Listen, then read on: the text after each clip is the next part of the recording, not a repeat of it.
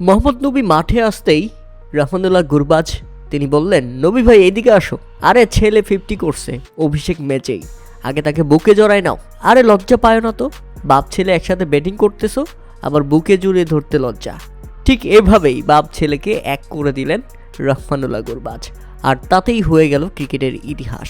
কেননা বিপিএল এর কল্যাণে এই প্রথমবার একই দলে এমনকি একই সাথে মাঠে ব্যাটিং করতেছে বাবা এবং ছেলে। আপনি একটাবার চিন্তা করেছেন কি অদ্ভুত ব্যাপার। মোহাম্মদ নবীর ছেলে হাসান ইসাকিল একজন পেশাদার ক্রিকেটার, ইতিমধ্যে সবারই জানা।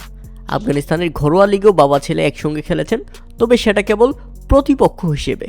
কিন্তু বিপিএল এর কল্যাণে এমন এক দারুণ দৃশ্য দেখবে ক্রিকেট দর্শকরা, সেটা কেউ কল্পনা করতে পারেনি। প্রথমবারের মতো একই দলের হয়ে মাঠে নামলেন বাবা এবং ছেলে।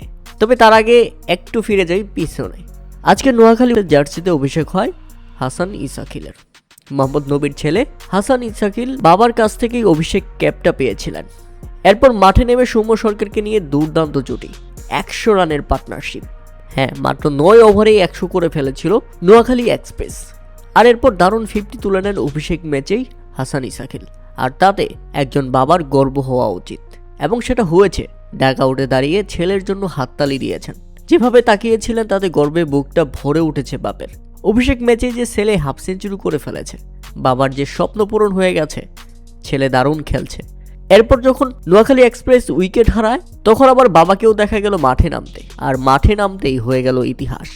বাবা ছেলের সে এক কম্বিনেশন ব্যাটিং অর্ডার।